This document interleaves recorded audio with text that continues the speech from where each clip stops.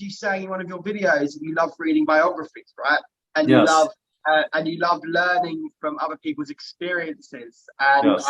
Big time. I think for me that's totally I agree with that. I think the only way that you can become like the people that you most are inspired by is to learn their experiences from the beginning to all the way how they came through. So Yes. So with me, I always take people at their word, right or wrong. And I do listen to a lot of I don't know what you want to call them, self-help gurus or positive thinking gurus. And one of the things they always say to make yourself uncomfortable and to up your position is to get around people who in life you want to be like. But a lot of times those people aren't accessible. So to me, the most logical next best way to access them, Elon Musk or whoever, I'm just pulling the name out of a hat, whoever, right? Roja Dove or whatever, is to find a book about them. And to me, then I can get in their mind and their thinking and what some of their inspirations are and what drives them. And I get inspired by it. I don't read it to copy them or whatever, but it's definitely the shot of adrenaline I need to move forward in my life. And that's one of the reasons why I started this interview thing that I'm doing is because I like to know what makes people tick, and I can't be the only one.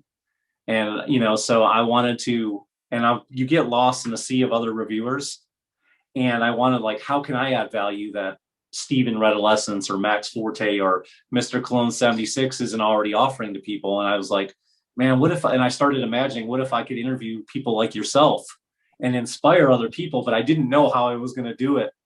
And man, sometimes when you're meant to do something, the universe just gets out of the way and a lot, because why would a lot of people want to come on my channel? I have 400 subs, but it's happening and it's awesome. And I don't care about the subs. I just want to add value to people.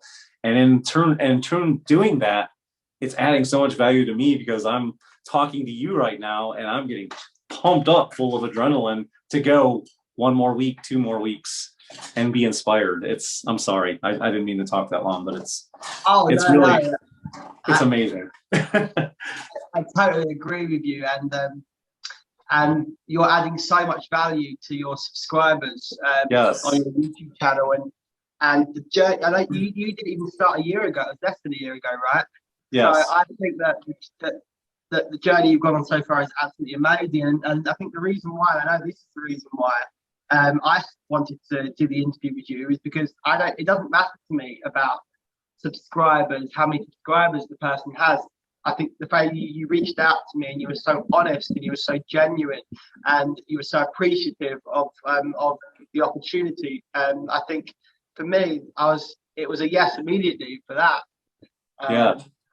It's just this whole thing is still like, I always paint this picture. Okay, you're gonna laugh at me, but this is I paint pictures with things I've already seen or whatever. So like I always imagine, don't make fun of me, but I always imagine Harry Potter on his first day walking into Hogwarts, and the kid that played it never acted before. And when he walks in there, everything's like, he sees the ghosts and the candles hovering. And I'm like that in this, because I'm still being blown away. I'm still learning. I haven't even scratched the surface. I just feel like, wow, it's so cool. And I'm having so much fun. And the video part, making the videos is hard work, and meeting some of the trolls that you meet when you make the videos is not fun, but it's still very, I'm still so excited as I was when I started, less than a year ago. And man, I'm having so much fun doing it. My question to you is, you were talking about the entertaining aspect of it. Why are you not making content on YouTube? Well, most of my content's through my Instagram. So I do most of my stuff's on IGTV. Okay. Just never even occurred to you to do a YouTube channel or anything? No, well, I do have a YouTube channel. Oh, you do? Which I started doing about a year ago. But in the end, I decided that the platform that just suited my style was Instagram. Okay. So I chose to focus. But if anyone wants to check out my YouTube channel, it's Callum the Perfume Coach. But I don't really create content on that anymore. Most of my content goes through IGTV. It just depends. Everyone's got a platform that suits them better. And I just felt for me, my voice and my medium was better being shared on Instagram. So that's where all of my new content gets created. I added a brand new IGTV video. I think you saw it on Wednesday. So if people want to see all my new content, they can check it out on @Callum the Perfume Coach on my Instagram. I'll put a link to it in my description for all that. Hey, Callum, off camera, I'll edit this out. It's 4:20. Time is flying because I'm having so much fun. I haven't even scratched the surface on a lot of things. But what time did you want to wrap it up? Do you want to wrap it up in about 10 minutes? If you're gonna are you gonna pause the video for a moment? Yeah. No, I mean. Oh, sorry. I was just going to say. I'll edit this out. Are you going to edit this out? Sorry. Yeah. Do you mind if I just quickly double check with my partner, because I think I can go to about 4:45. I just want to double check with her that's okay. Yeah, and then I can edit that out when you walk away. I'll just double check then. I'll be back in like 1 second. I'm just going to just double check the 4:45. No worries, man.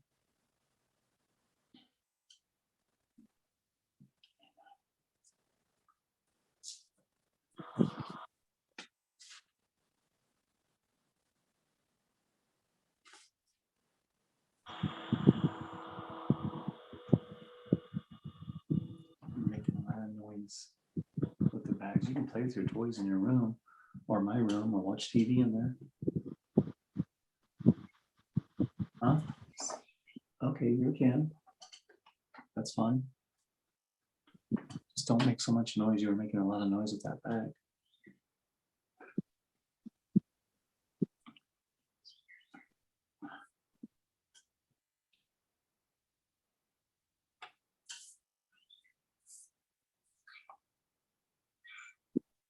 I'm sorry.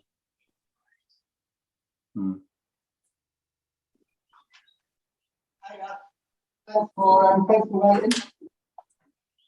Yeah, 4:45 is okay. Yeah. Are you sure? I don't want. It gives us another 25 minutes ish. Yeah, sure. And then I can also what I'll do too. So. Me too. And what I can do is if I feel like it's like too long, I can make it a 2-parter. That'd be cool. We could always do 2 parts. Yes, I'm happy to do that. Yeah. And who knows? Maybe down the line, if the audience want more content, who knows? Maybe we could do another one at some point in the future. Yeah, man, I'm having so much fun.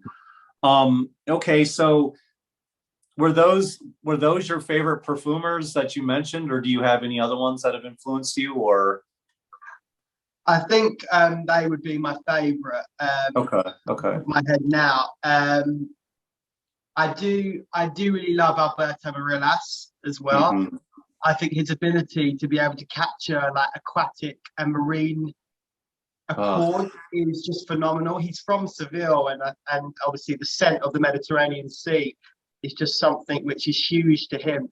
But I think he's just a fantastic perfumer, and obviously what he was able to do with Acqua di Gio, just an example of that, was absolutely phenomenal. He also designed some of the latest light blue for men's, which obviously capture that same aquatic scent. So yeah, I definitely say Versace, Homme. Yeah. So many. I think he created CK1 as well, which is another perfume which is all about aquatic. So he's done some brilliant perfume. Jean-Claude Elena, he designed a lot of the Hermes perfumes. I think he created Ted Hermes, which is another one of my favorites. So there are so many perfumers, and there's so many new perfumers coming through as well, like that I really adore, like Aurélien Gauchard. He's a phenomenal perfumer. He's done a lot of work with brands such as Miyake, as Narciso Rodriguez. So there's so many perfumers coming through to start looking into as well. But yeah, I always found Christine Nagel's story quite empowering, just because I think a lot of the perfume world is there's a lot of masculine perfumers, and a lot of them are from places like France and Spain, and I think it's quite difficult sometimes. So for a woman to be able to really come out and be able to be a key part that world, and she really inspired me because I feel like she really fought through all the barriers and became this phenomenal perfumer. And I know there's a lot of other female perfumers today that are doing the same thing, and the industry is becoming so much more equal, and I love that, and it brings so many different inspiration to smells and to perfumery as well. Awesome, man. Thank you so much for sharing that. That's a good point. And I definitely am pro, women. They have a lot to offer, and 9 out of 10 times they're a lot more smarter than we are anyway. So they really need to be elevated. And man, to be honest with you, I'd rather have a woman design my fragrance, because that's, at the end of the day, that's who I like getting well, I shouldn't say that. We were talking about being offensive to people, but at the end of the day, that's who I want complimenting me personally as a woman. So they know how a man should smell. But then I'm also thinking about people who have different lifestyles as well. So that doesn't necessarily fit. But yeah, women know how a man should smell. And I think a lot more women should be elevated, is the point I'm trying to make. So yeah, and definitely the modern perfume industry is looking very different to how it would have looked 20, 30 years ago to what it looks now. Just to give you a final perfume that I absolutely adore, Olivier Poge. Yes. He's the in-house perfumer for Chanel. He's designed all of Chanel's modern masterpieces, and his father was yes, a great example. His father also, Jacques Cavalier, was. Oh, I love that fragrance. Do you know what? That's actually one of my favorite masculine Chanel fragrances. I've always adored that scent. I just think it's one of those fragrances that I really love when it's first sprayed. I know that I was talking about you've got to judge a fragrance later, but that's one of those fragrances that as soon as it's sprayed, you get this instant whiff. It's just like, wow. But great choice. Creamy lemon. Yeah, exactly. But yeah, Olivier Poge and Jacques Poge, father and son, two phenomenal perfumers. Phenomenal. Awesome. I could keep talking for so long about this, but there's so many. So Me too. I think I've given you a group of the ones which a lot of your viewers will know well and probably adore as well. All right. So I just recently watched. We were talking about books, and I've actually asked for some books for my birthday. My birthday's coming up soon, because that's how crazy I'm getting about learning. I think the one book I asked for was Aphorisms of a Perfumer or something like that, I think is the name of it. And I wrote down the ones that you just listed as well. And but I just recently watched the movie, or it's a documentary called Nose. Have you seen it? I haven't. I think I've seen some of it, but must have been a long time ago. You're gonna have to. It's about Dior and the perfumer, and him going out to the farms and testing the ingredients, and it's really cool. And so the reason why I'm mentioning that is that for my next question is, and what about the perfume making process do you think people would be the most interested to learn about? What do you think would surprise them to know? Yeah. So. And another great question. Recently, I've had the opportunity to do some market research with the perfume community on Instagram, because obviously I'm launching Callum's Perfume School at the beginning of June, where I'll be launching my first ever course, perfume course, from the beginning of June. And when I've been speaking to people about these things, about what they want to learn more about. Is this online? Yes, so I can share some more details with you about it, Scott, after the session if you like as well. Yes. But and I can maybe at a later opportunity I can come on to your YouTube again. And I can talk a lot more about it once the course is up and launched. Yes, please. And share some details with your audience. Yes, please. But yeah, so the thing that I'm getting from most people is they really want to know about the journey of the ingredients. So they want to know how the origins of the note, so obviously where it's from, what part of the world. They want to know a bit more about the anatomy of the note. I think they want to know how it's extracted. So basically the whole journey from the ground all the way up to when it's in your fragrance and on your skin, I guess. So I think that's something that people find really, really interesting. I think there's Yes. There's not a lot of information out there on stuff like this. I think you really have to dig deep, and you have to look deep in the books. You have to go through the web to really find the information that you're looking for on these things. So I think that's definitely something that people find interesting. So that's a big part of what my course is going to be covering as well. Awesome. I also think people are interested on being able to identify individual notes in a fragrance composition. I think this is something which can be really, really tough. Yes. You're told that there's violets in a fragrance. Like, that's not a good example because violets are quite a note that you would always really recognize. But say you're told that there's cardamom in a fragrance, you're told there's ginger in a fragrance. How are you going to pick that note up? How do you smell that note? Because all you're really smelling is a combination of ingredients. But what if you really love a particular ingredient? How do you identify that? So I think these are some of the things people really want to know. They obviously want to know some of the things that we've covered before as well. So about application techniques and how concentrations work, how the olfactive pyramid of top, heart, and base notes work. So I guess all of these things come together. These are some of the main things I think that people want to know more about. And there's so when I was at university, obviously I would have a lot of assignments, and part of my assignments would have to do a lot of research on my own, and then I would obviously write my essays or do my dissertation or thesis. And I think that's something that I really love about what I'm doing now, because I can do all the hard research, I can put all my information into it, and then I can share that with people. And when I am doing research at times, I absolutely love those wow moments where you go, wow, I didn't know that. Wow, is that really what happens? Yeah. Wow, like, is that the case that violets, they make you anosmic? So that's like the wows people. So violets essentially have this aroma chemical in them called iodine. So iodine makes violets smell powdery and sweet, and gives you that typical softness that you get from the scent of violets.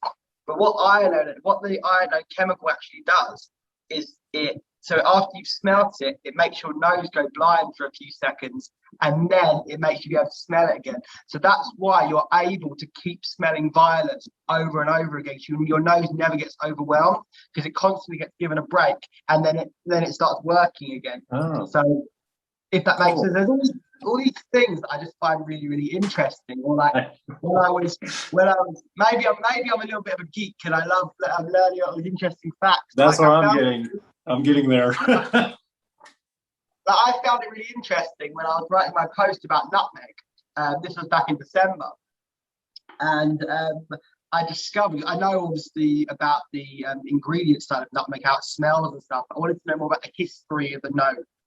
And basically, there was during the, I think it was the 15th, 16th century, all the huge nations of the world. So you had Britain, you had French, you had the Dutch. They were all like battling it out really to have control of Southeast Asia, and especially the Molluscous Islands, which are known as the Spice Islands around Southeast Asia, because this is where you were getting like things like cinnamon and nutmeg, and to be able to have control of these spices made you one of the richest nations in the world, because these were a valuable commodity at the time. So I found out that Dutch had control of New York, but in a deal, they gave up New York in exchange for one of these islands where they could have control of the nutmeg trade. So it used to be called New Amsterdam, New York, but then when it was given to the British, it became New York.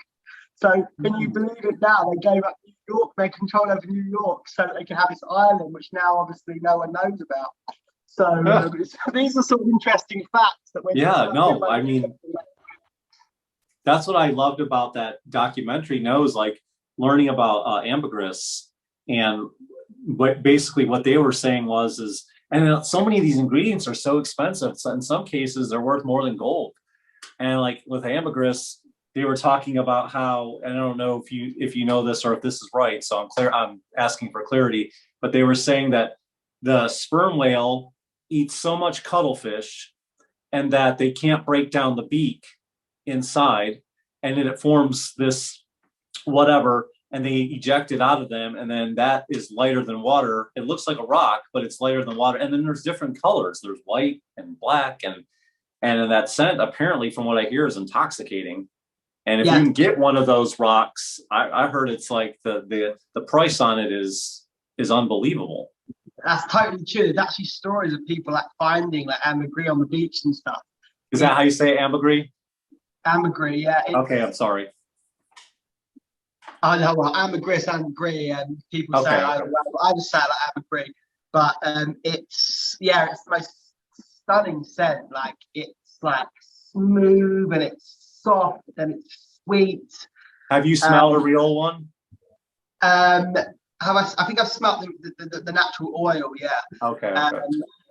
It's just phenomenal. It's got a bit of a musky touch, but it's very hard to explain. It's like it's very clean as well. It's like it's just a really beautiful note. Who would have thought something expelled out of a whale would be that?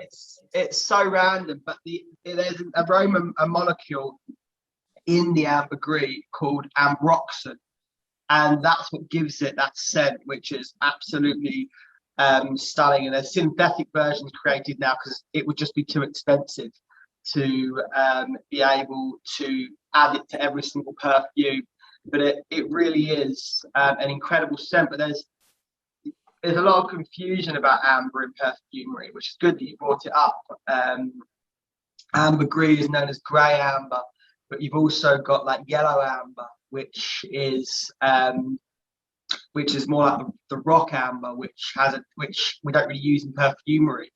Then you've also got the amber that would be most typical to perfumery, which is actually a created note. So, you know, when you see an oriental perfume and it says amber in it, that's always the base note, amber. What that actually means is it's a combination of vanillin, which is the aroma molecule you find in vanilla, combined with labdanum, which is this from the rock rose plant. So those two ingredients put together create the amber that you now find in perfumery. So it's not actually a real note; it has to be created. But yeah, it's an interesting topic, amber, and I'd love to talk about it more because you can talk about it for ages. There's so much detail with the amber notes in perfumery. But yeah, there's just so many interesting things and facts that you can talk about, and obviously people can have a look on my perfume note of the day posts that you'll find on my Instagram, where there's all sorts of obscure facts that you wouldn't even realize exist. But I love also learning about all the Greek mythology, because a lot of the Greek mythology talks about the perfume ingredients as well. So there's so much cool stuff. But I think the one which people find most interesting is probably knowing about Oris, which is the note which actually we use instead of iris.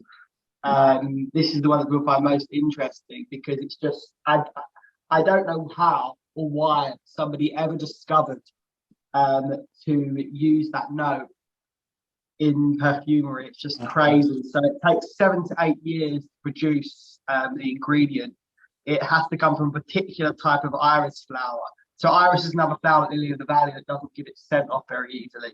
So we have to use another part of the flower. But just to share a bit more before that, so it comes from a type of iris called the bearded iris. They're called bearded irises because they have tiny little tiny little bits of fur that prickle off the end of their petals. And the main one is called the Iris pallidea, which is found in Italy, just around the region of Tuscany, so Florence.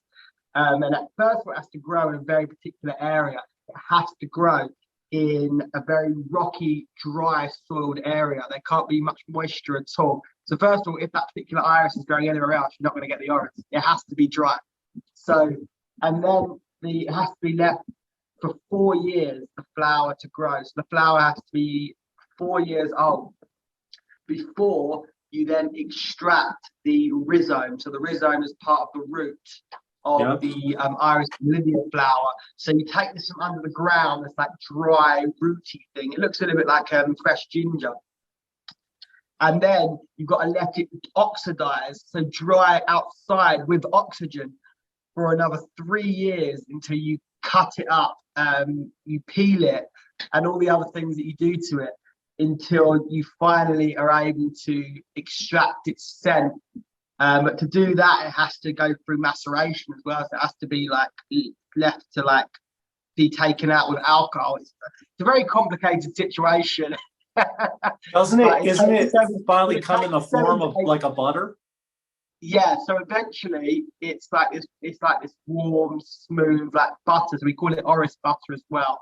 And it's another one of those ingredients that has the most incredible note. But the reason why it's there for 3 years outside is that when it's the rhizome is combined with oxygen, so it oxidizes. That's the only way this aroma molecule forms. So it takes 3 years for an aroma molecule called irone to be able to develop around the material. So when it first comes out of the ground, it doesn't have a scent at all.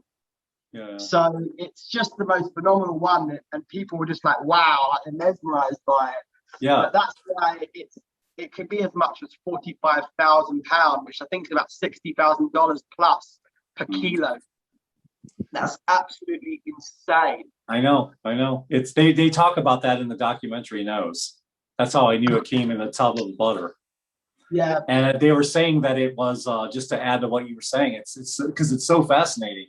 It's like they take like 3 or 4 tons of it to get down to, and then once they do whatever they need to do to it, then they have 1 ton left, and then they take that ton, and then at the very end, it's that little tub of butter. It's insane. It's absolutely insane. It's like so many ingredients are like that. Like you've got to have thousands and thousands of different of the flower. Like jasmine's another one. I think the numbers, I can't think of the number off the top of my head, but I think it can be something like 5,000 flowers for just like 1 kilo of oil. Like it's so difficult. Like flowers don't really give us a lot of times. Like for instance, hyacinth, like it's only possible to extract like 0.02% of like its essential oil. And these are the things that I find fascinating. Me too. And these are the things that, and when you tell someone you love perfume, like they think, oh yeah, like I know that you were talking to Dave about this the other day on your on your interview with him from the Fragrance Brothers, and he was saying when you tell someone you love fragrance, they look at you, they give you that face, like fragrance, like, but they don't realize how the nuances and the complexities in what you're talking about. There's the mass fragrance industry, which is all about these huge projection fragrances, these beast mode fragrances and all of that stuff. And then there's perfumery, and there's the art and the science of perfumery, which is just absolutely fascinating to me. And I know it's fascinating to you. And you'll constantly keep learning because there's thousands and thousands of ingredients, and each ingredient has so much complexity to it. And there's hundreds, if not thousands. Each ingredient has hundreds, if not thousands, of aroma molecules. So, for instance, an aroma molecule will give something its unique smell, but each ingredient has loads. So, I know we're running out of time, so I'll just share it quickly. But everyone knows jasmine as it's got indole in, which is one of the main ingredients. Indole is like very sensual and musky and animalic, and that's what you get from jasmine when you're smelling it, and that's what makes it so seductive. But jasmine has loads of aroma molecules. It's got another aroma molecule which was discovered in the late 50s called hedion. I don't know if you've ever heard of hedion jasminite. Have you heard of it? No. So hedion jasminite absolutely transformed perfumery in the 60s. If not the whole of perfumery, it definitely transformed masculine perfumery. Yeah. So it's this aroma molecule that you can find in jasmine, but it doesn't smell like a typical smell that I just described. It's much more, it's like citric and fresh and uplifting, and it really enhances other fresh notes in a perfume. Jasmine makes things dance to me. Exactly. It's a great way to say it. It really makes things dance. And it was used for the first time in the original Eau Sauvage by Dior, created by Edmund Rudnitska, who's obviously a very famous perfumer from back in the day.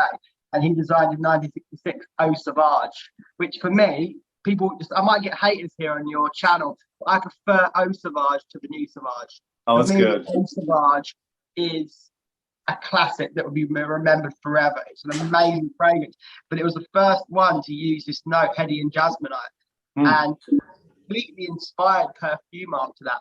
Like, it was part of CK1, Aqua de Joya. It really enhanced that and elevated that sparkling, fresh, uplifting feel. So there's so much that even one ingredient you can learn about. And on Instagram, I only have 2,200 characters to share about each note. I know. Do you know what the biggest challenge? You know what the biggest challenge I have when I'm writing those posts? What? Is cutting out words, cutting out characters. I spend hours having to cut stuff out because there's so much information that I want to share, but I can't share it all because there's just not enough characters on Instagram. Mr. Ross, I'm getting sad because we gotta go, and I'm like want to talk to you the rest of the day. But I know. Oh my gosh, I still have so many more questions, and I was going to talk to you because you mentioned art and science about fragrances. I'm going to say the connections of it being also spiritual, and you know what, it doesn't matter if it's Christianity or whatever. People burn incense, and you know there's so many stories in scripture, whether you believe in the Bible or not, where it's religious and nature. So many things we could talk about. And thank you so much for being here. I know you have somewhere to be and you're a busy man, and can we do this again like soon?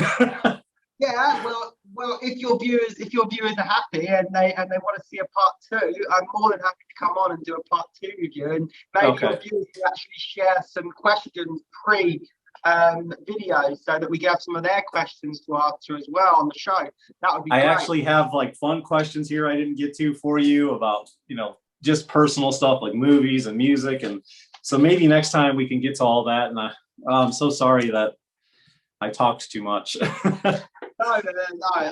It's been great, and it's great for both of us to share what we love about perfume and our experiences, and I'm sure we'll do the same again in part 2. Okay. Well, thank you so much for being here, and I really appreciate it. It means the world to me, and I learned so much, and I'm going to come away from this 20 feet tall now. Thank you so much for the shot of adrenaline, and you're awesome. I really appreciate it. And I will be picking your brain more in direct messaging on Instagram and things like that. So if I may. Of course you can. And anyone, feel free to DM me as well if you have any questions yourself, to DM me on at Callum the Perfume Coach, and I'm sure we can have a chat.